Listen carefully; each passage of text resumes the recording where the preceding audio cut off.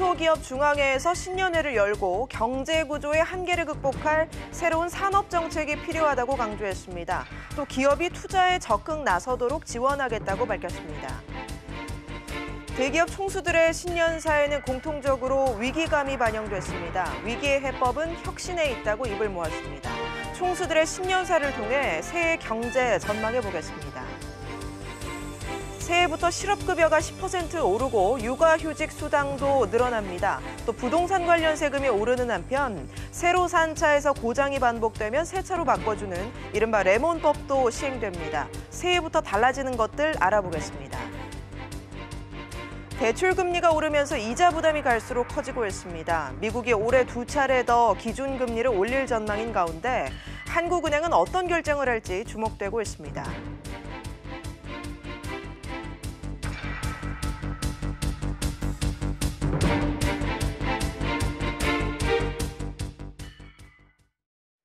여러분 안녕하십니까? 새해 첫 업무가 시작된 오늘 어떻게 보내셨습니까?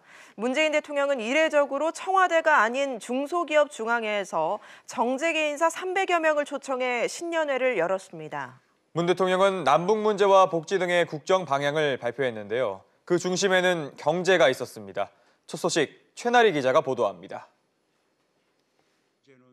문재인 대통령은 함께 잘 사는 경제를 강조했습니다. 함께 잘 사는 사회로 가는 첫 해로 만들어 보겠습니다. 경제 성장의 혜택을 온 국민이 함께 누리는 경제라야 발전도 지속 가능하고 오늘이 행복해질 수 있다는 것을 우리는 잘 알고 있습니다. 잘 살게 되었지만 함께 잘 사는 길은 아직도 멀기만 합니다. 입법 과정에 있었던 지난해 논란에도 불구하고 정책 기조를 분명히 한 것입니다.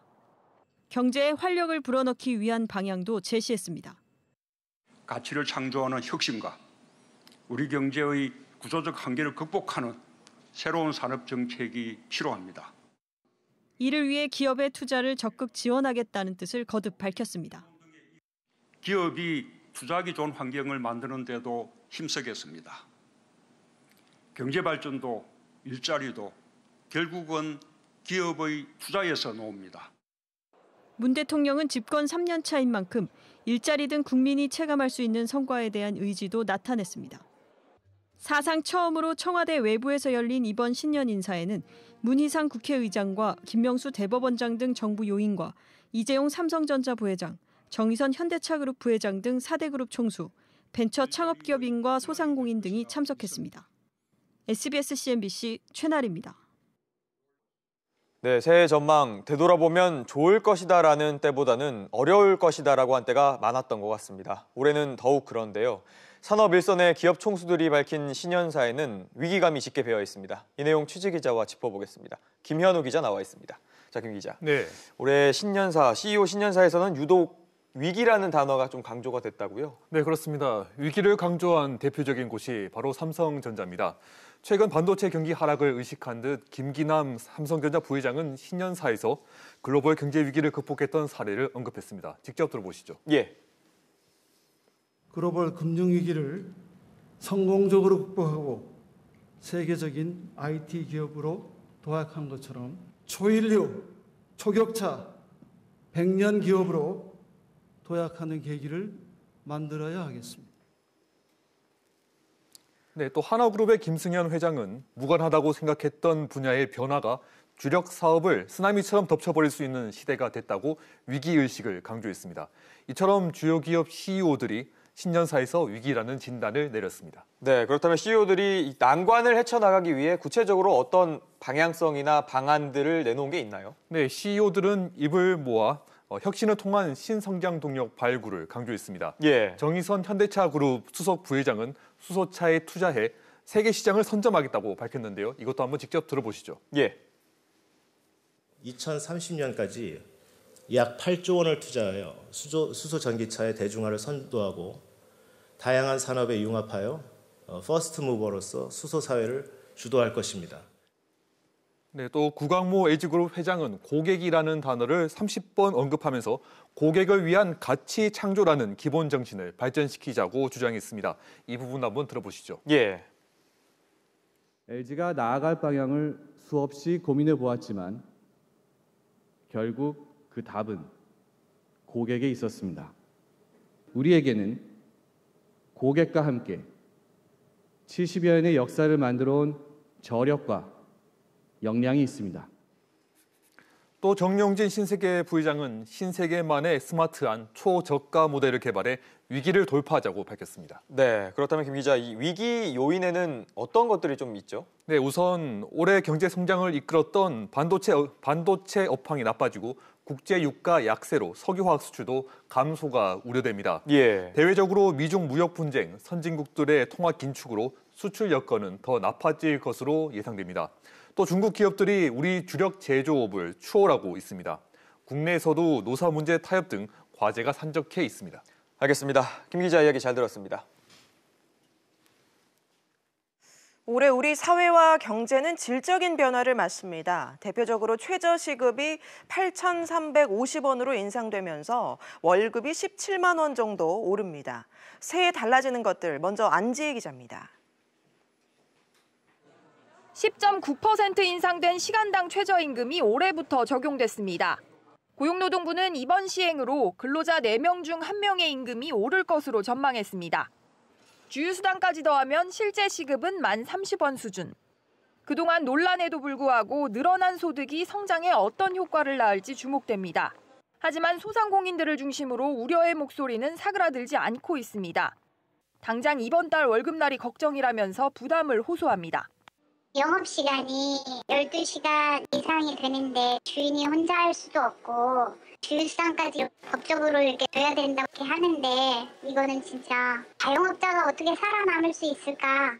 저녁 있는 삶을 뒷받침할 주 52시간 근무제도 단속이 유예되면서 아직 미완성입니다. 업무량은 그대로인데 업무 시간만 줄면서 장부에는 적히지 않는 그림자 노동을 피할 수 없다는 볼멘 소리도 나오고 있습니다. 그 52시간 안에 모든 업무를 처리할 수 있다면 정말 환상적이겠지만 실질적으로 그렇게 돌아가지 않고요. 그 시간 안에 결제를 못 올리게 해서 문제가 되니까 오히려 전날 밤을 새서라도 미리미리 다 맞춰야 되는 악순환이 반복되는 거죠. 남은 과제는 보완책인 탄력근로제 기간 연장입니다.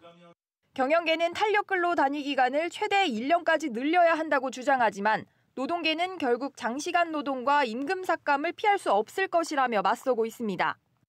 정부는 경사노위 논의를 거쳐서 탄력근로제 기간 확대 입법을 다음 달 말까지 완료할 계획입니다. SBS CNBC 안지혜입니다. 최저임금 인상으로 근로자들은 급여가 오르지만 자영업자들은 가뜩이나 불황인 가운데 인건비 부담이 걱정입니다. 때문에 알바부터 줄이는 업주들이 늘고 있는데요. 자영업자들의 목소리를 정광윤 기자가 담아왔습니다. 최근 아르바이트 채용 정보 사이트에 올라온 구인 광고입니다. 하루 7시간씩 이틀, 일주일에 14시간만 일할 수 있는 사람을 찾는다는 내용입니다. 주 15시간 넘게 근무하면 주휴수당으로 하루 일당을 더 줘야 하기 때문에 이를 피하기 위한 고육책입니다. 15시간 이상 쓰면은 주휴수당 주고 나면은 너무 어려우니까 그걸 지금 줄여서 지금 시행하고 있습니다. 인건비는 더블 올랐죠. 식당은 줄여버리면 일이 돌아가질 않아요. 점심 장사 끝났다고 가라 그러면 안 해요, 일을. 주휴수당을 지급하지 않았던 영세 자영업자들은 올해 1인당 인건비 상승폭이 최대 40만 원에 달한다는 분석도 나옵니다. 여기에 부진에 빠진 내수 경기 탓에 자영업자들의 인건비 부담을 상쇄할 만한 매출 상승을 기대하기도 어려운 상황입니다. 지난달 자영업자 체감 경기 지수는 1월 대비 25포인트나 하락해 역대 가장 큰 낙폭을 기록했습니다. 가족 경영이나 또 고용 감축, 또 근로시간 단축을 통해서 최저임금 인상분에 대한 부담을 해소하려고 하는 80% 정도의 소상공인들이 그렇게 계획하고 있는 걸로 조사가 됐습니다. 정부의 각종 지원 체계도 불구하고 자영업자들은 당장 인건비 부담에 폐업 위기로 내몰릴 것을 걱정하고 있습니다. SBS CNBC 정광윤입니다. 이 밖에도 생활 속에서 피부에 와닿는 변화들, 또 알아두시면 좋은 혜택들도 많습니다. 실업급여가 10% 오르고 육아휴직 수당도 늘어나는데요. 김한진 기자가 보도합니다. 서울의 한 고용지원센터. 실업급여를 받기 위해 줄을 서고 대기하는 공간에 자리가 없어 서서 기다리기도 합니다. 새로운 직장을 얻을 때까지 받는 실업급여. 올해 하루 실업급여 상한액은 지난해보다 10% 오른 6만 6천 원으로 조정됐습니다. 이에 따라 한 달 최대 실업급여액은 지난해보다 18만 원 많은 198만 원까지 뛰었습니다. 올해 최저임금 10.9% 인상과 물가 상승 등을 감안한 겁니다. 그만큼을 더 받는다면 그래도 더 고급 과정을 또 배울 수도 있겠고 더 다양하게 또 더 배울 수 있겠죠. 육아휴직급여도 늘어났습니다. 첫 3개월 이후 통상임금의 40%였던 것이 50%까지 오르면서 상한액은 120만 원, 하한액은 70만 원으로 각각 20만 원씩 높아졌습니다. 부부가 순차적으로 육아휴직을 하는 경우 두 번째 순서의 육아휴직급여를 통상임금의 100%까지 지급하는 아빠 육아휴직 보너스제 상한액도 월 200만 원에서 250만 원으로 인상됐습니다. 이와 함께 육아휴직을 쓰는 남성의 유급휴가도 기존 사흘에서 열흘로 늘어났습니다. 청년 구직활동 지원금도 시행됩니다.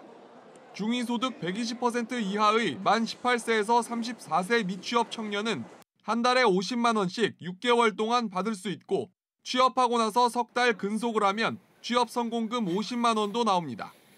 SBS CNBC 김한진입니다. 부동산 관련 세금은 오릅니다. 또 이른바 레몬법이 시행되면서 하자가 있는 신차는 교환이나 환불도 가능해지는데요. 이 내용은 이광호 기자가 자세히 설명해드립니다. 지난해 많은 관심을 모았던 종합부동산세 올해 납부분부터 오릅니다. 기존 세율은 0.5%에서 2%까지였는데 올해는 0.6%에서 3.2%까지 세율이 올랐습니다. 최고 구간을 제외하면 세율이 그렇게 많이 오른 건 아닌데 종부세의 기준이 되는 주택 공시 가격이 보시는 것처럼 가파르게 오르고 있는 상황에서 또 세부담을 줄여주던 장치도 약화돼 실제 부담은 세율 증가분보다는 더 클 것으로 보입니다. 하지만 다주택자 기준으로 여전히 시세 10억 원에 가까운 주택을 보유해야 납세 대상에 오르기 때문에 정부는 지난 2017년 30만 명 수준이었던 납세자가 그렇게 크게 늘지는 않을 것으로 내다보고 있습니다. 부동산 관련 바뀌는 점 하나 더 소개해드리면 10년간 연 최대금리 3.3%를 주는 청년 우대 청약통장 가입자가 확대됩니다. 기존에는 만 29세 이하만 가입을 할 수 있었는데 연령대 자체가 34세까지 확대가 되고 세대주만 가입할 수 있었던 자격도 부모님 집에서 살고 있는 세대원까지 가입이 가능해졌으니 알아보시면 좋을 것 같습니다. 올해부터는 또 명칭부터 조금은 생소한 레몬법이 시행이 됩니다. 자동차에 적용되는 법인데 자동차를 구입한 지 1년 그리고 2만 킬로미터도 채 안 탔는데 주요 부위에서 똑같은 고장이 여러 번 반복이 되면 전문가들의 판단을 거쳐서 교환이나 환불을 받을 수 있게 됩니다. 지난해 고급 차량에서 고장이 반복되는데 본사는 나몰라라 하고 애꿎은 딜러가 폭행까지 당하는 일들이 수차례 벌어졌죠. 앞으로는 이런 일이 조금은 줄어들 것으로 보입니다. 또 당장은 아니지만 올해 4월부터는 달걀 관리도 강화가 됩니다. 그래서 가정용 달걀은 양계장이 아니라 전문 업체의 포장을 거쳐야만 반드시 소비자에게 유통이 가능해집니다. 지난해 일부 양계장에서 깨지거나 상한 달걀이 그대로 유통된 게 문제가 됐는데 올해는 달걀뿐만 아니라 먹거리 관련 이슈가 제발 없었으면 하는 바람입니다. SBS CNBC 이광호입니다. 매월 받는 기초연금과 국민연금 수령액은 늘어납니다. 임산부와 어린이의 병원비도 줄어드는데요. 달라진 복지제도를 김정현 기자가 설명해드립니다. 서울에서 슈퍼마켓을 운영하고 있는 민월인 씨는 올해부터 오르는 기초연금과 국민연금에 조금의 여유가 생겼습니다. 오른다 그러면 좋죠 뭐. 손녀 손자들이 오면은 용돈도 주고 남해로 놀러 갈 거예요. 소득 하위 20% 이하 고령자가 받을 수 있는 기초연금은 오는 4월부터 5만 원이 오른 30만 원이 됩니다. 국민연금 수령액도 이번 달부터 오릅니다. 지난해 말 관련법 개정으로 물가 변동률 적용 시기가 기존 4월에서 1월로 앞당겨졌기 때문입니다. 올해는 1.5% 인상돼 월 평균 수령액이 5,970원 오른 40만 4,019원이 됐습니다. 임산부와 어린이의 의료비 부담도 줄어듭니다. 우선 임신과 출산 진료비를 지원하는 국민행복카드의 사용 한도가 50만 원에서 60만 원으로 인상됐습니다. 1살 미만 아동의 외래 진료비에서 건강보험료 본인 부담률은 최소 5%까지 떨어집니다.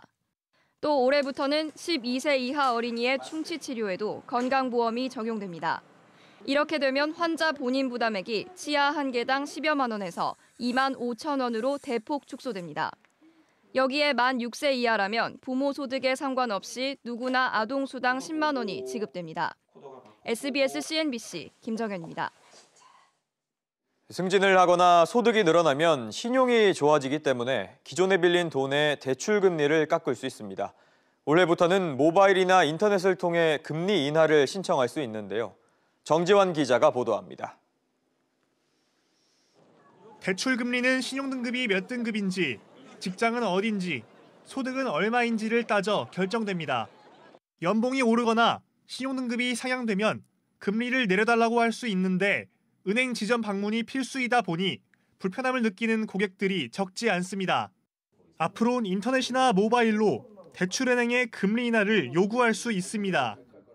스마트 뱅킹이나 인터넷 뱅킹 등 이런 비대면 채널을 통해서 금리 인하 요구권을 신청할 수 있게 적용하였고, 그 서류 같은 경우도 이제 비대면으로 하실 수 있게 안내를 하고 있습니다. 우선 대출을 받은 은행 홈페이지나 모바일 앱에서 대출 관리 메뉴를 찾아 금리를 내려달라고 신청합니다. 은행 측에서 제출 서류를 알려주면 메일, 팩스 등으로 제출하고 은행은 연소득 금액, 재직회사, 기간 등을 평가해 금리 인하 여부를 결정합니다. 지금까지는 돈이 있어도 대출 상환일이 은행이 쉬는 휴일이면 대출금을 갚기 어려웠습니다. 휴일 이후에 돈을 상환해야 하다 보니 미뤄진 날만큼 이자를 더 부담해야 해서 대출자 입장에선 손해였는데, 올해부터는 휴일에도 대출금을 갚을 수 있도록 가계대출 휴일 상환 제도가 시행됩니다. 다만 정부 학자금 대출 등 관계기관 확인이 필요한 공공기관 연계대출은 제외됩니다.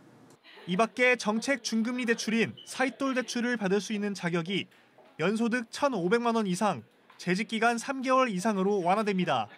SBS CNBC 정주환입니다.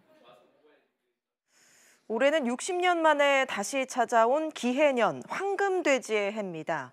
돼지라는 동물은 재물과 복을 상징하는 데다 강한 도전 정신, 또 추진력을 발휘한다는 속설을 가지고 있는데요. 이런 속설 때문인지 여느 때보다 출생률도 높다고 합니다. 올해 황금돼지띠를 맞은 재계 CEO들에게도 관심이 모아지고 있는데요. 우형준 기자가 전합니다. 돼지띠인 각 기업들의 리더들입니다. 참 많죠?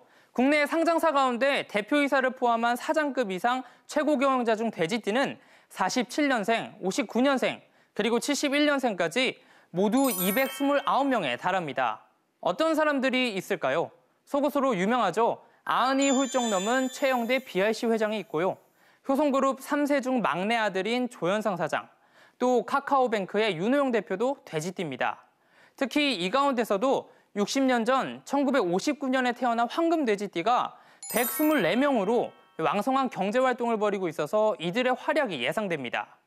특히 돼지띠는요, 재산과 복을 상징하는 것 외에도 강한 도전 정신과 추진력을 발휘한다는 속설이 있습니다. 그래서 역시 황금돼지띠로 불렸던 지난 2007년에도 이런 속설 때문인지 신생아 수가 전년보다 10% 가까이 급증하기도 했습니다.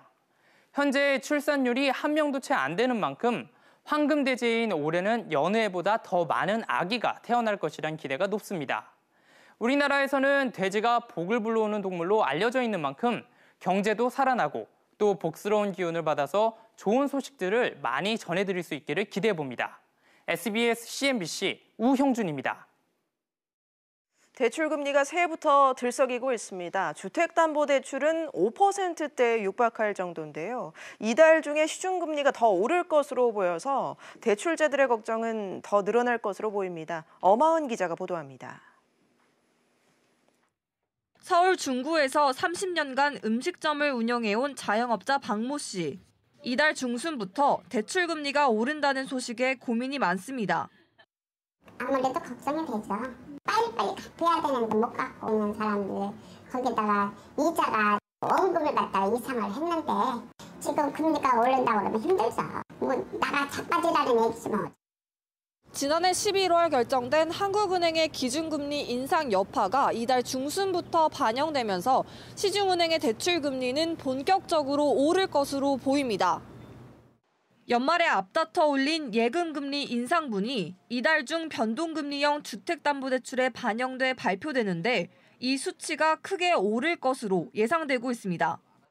11월 신규 취급액 기준 코픽스 금리가 1.95%, 잔액 기준 1.96%, 은행들의 수신금리 인상으로 12월 코픽스 금리는 보다 상승될 것으로 예상이 되며 한편 한국은행 금융통화위원회는 올해 금리를 결정하는 회의를 모두 8번 개최할 예정이며 첫 회의는 이달 24일에 열립니다. SBS CNBC 엄하은입니다. 네, 올해 한국은행이 기준금리를 몇 번이나 올릴지에도 관심이 쏠리고 있습니다. 자세한 내용 취재기자와 짚어보겠습니다. 이한승 기자 나와 있습니다. 이 기자, 네. 한은이 11월에 금리를 이제 1년 만에 올렸는데 그쵸. 올해는 어떨까요? 일단 올해는 금리를 동결하거나 한 번 정도 인상을 할 것이다. 이런 예상이 나오고 있는데요. 네. 한국은행의 올해 통화 신용정책 운영 방향을 보면요. 물가 상승 압력이 크지 않을 것으로 전망돼 통화정책의 완화 기조를 유지하겠다. 이런 내용이 담겨져 있습니다. 이 같은 내용을 봤을 때 급격히 금리를 올리지 않을 것이라는 해석이 가능하기 때문입니다. 물가 상승 압력이 크지 않다고 했는데 쉽게 어떻게 이해하면 될까요? 우선 오늘 이주열 한은 총재 얘기부터 좀 짚어봐야 될 것 같은데요. 이주열 한은 총재는 국제 유가가 이렇게 떨어질 줄 몰랐다며 지난해 10월 전망했던 물가 수준인 연 1.7%보다 낮아질 수 있다고 설명했습니다. 이처럼 물가가 예상치를 밑도는데 금리를 올리게 되면 경기 둔화가 가속화될 수 있기 때문에 금리 인상이 쉽지 않다는 얘기고요. 이 총재는 또 우리 경제는 바깥 여건이 중요한데 우호적인 재료가 별로 없다면서 올해 경제 상황에 대한 우려를 나타내기도 했습니다. 미국의 금리 변화가 우리한테 또 적잖은 영향을 주는데 미국은 올해 2번 올린다는 거죠? 네, 연준이 지난해 12월 FOMC에서 당초 3번으로 예상했던 올해 금리 인상 전망 횟수를 2번으로 낮췄습니다. 네. 이를 두고 이 총재는 미국의 통화정책 정상화 속도가 늦춰진다면 시장 안정 차원에서 긍정적이라고 평가를 했는데요. 이어 연준이 향후 데이터를 보고 통화정책을 운영을 하겠다고 밝혀서 두 차례 인상조차 쉽지 않음을 시사하기도 했습니다. 만약 미국이 금리를 한 번 정도 올린다면 한은의 금리 인상 명분도 약해지기 때문에 올해 금리 동결 가능성은 더 높아질 것으로 분석되고 있습니다. 금리를 2번 이상 올릴 만한 변수는 없을까요? 물론 변수는 존재합니다. 미국이 만약 올해 금리를 인상을 하고 한은이 만약 동결을 한다면 현재 0.75%포인트인 금리 차는 1%포인트 이상으로 벌어질 수밖에 없습니다. 이로 인해 외국인들의 자본 유출이 자극될 경우에는 한은이 금리를 인상할 수밖에 없는 상황이 연출될 수도 있기 때문입니다. 알겠습니다. 이 기자 얘기 잘 들었습니다. 청와대가 민간기업 인사와 국채 발행에 압력을 행사했다고 폭로한 신재민 전 기획재정부 사무관이 긴급 기자회견을 가졌습니다. 이에 대해 기재부는 사실과 다르다며 신 전 사무관을 공무상 비밀누설 등의 혐의로 중앙지검에 고발했습니다. 장가희 기자가 보도합니다. 신재민 전 기획재정부 사무관이 긴급 기자회견을 열고 적자 국채 발행을 둘러싼 청와대의 압력, 이후 기재부 움직임과 관련해 입을 열었습니다. 부총리님께서 39.4라는 숫자를 주시면서 그 숫자를 달성하기 위해서 적어도 그 위로는 올라가야 된다라고 말을 하시면서 그러기 위해 발행해야 되는 국채 발행 액수를 결정을 해라라고 말씀을 하셨던 거죠. 이 과정에서 신 전 사무관은 1조 원 규모의 국채 조기 상환이 하루 전에 취소됐고 이 과정에서 의사결정을 납득할 수 없었으며 공무원으로서 부끄러웠다고 말했습니다. 이어 당시 청와대 인사가 국채 발행 계획 보도 자료를 취소하라고 압박했다고 주장했습니다. 차영환 비서관님이었습니다. 직접 과장님, 국장님들한테 전화를 걸어서 보도 자료 취소해라.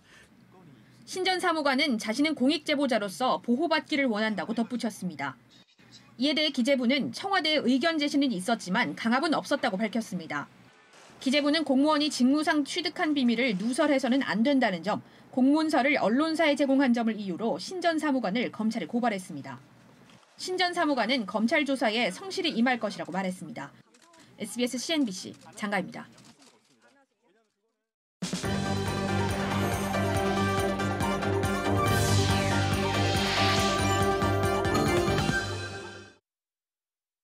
지난해 서울 아파트값이 12년 만에 가장 큰 폭으로 상승했습니다.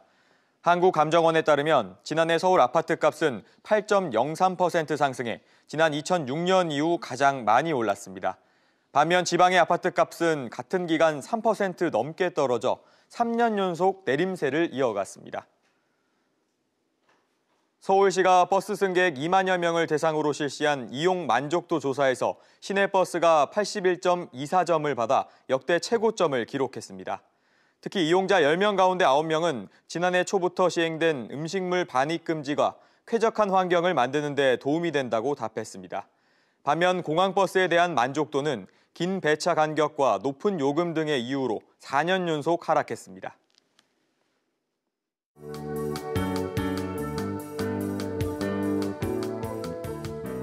안녕하세요. K웨더 라이프스타일 예보 오주호입니다. 현재까지 중부지방과 경북 내륙에는 한파특보가 이어지고 있는데요. 이번 강추위는 내일 오후에 서풍이 불면서 차츰 풀릴 것으로 보입니다. 내일 서울의 아침 기온 영하 7도로 시작해 한낮에는 3도에 머무는 등 오늘보다는 기온이 오르겠습니다. 그래도 평년보다는 기온이 낮아 추우니까요. 외출 시에 옷차림 따뜻하게 하셔야겠습니다. 한편 오늘도 전국의 대기는 건조합니다. 충남 서해안, 일부 전라도와 제주도를 제외한 전국 대부분 지역에 건조특보가 발효된 상태인데요. 산불 등 각종 화재 예방에 유의하시기 바랍니다. 내일 전국의 초미세먼지 농도는 오전까지는 전국 보통 수준을 보이다가 오후부터는 수도권과 충청, 전북에는 한때 나쁨 단계까지 오르겠습니다. 호흡기가 민감하신 분들은 마스크를 착용하시는 게 좋겠습니다. 중부지방은 전국이 대체로 맑은 가운데 서울 아침 기온 영하 7도, 수원과 청주 영하 8도까지 내려가 추운 날씨가 이어지겠습니다. 동해안은 대기가 건조하겠는데요. 각종 화재 예방에 유의하시기 바랍니다. 남부지방은 오후에 기온이 오르면서 큰 추위는 없겠습니다. 낮 최고 기온 부산 8도, 제주도 7도에 머물겠습니다. 이번 주는 한낮에도 영상권에 머무는 등 큰 추위는 없을 것으로 보이는데요. 토요일에는 제주도의 비 또는 눈 소식을 제외하면 전국이 대체로 맑을 것으로 전망됩니다. 날씨였습니다. 뉴스프리즘 여기서 마치겠습니다. 편안한 저녁 보내시기 바랍니다. 고맙습니다.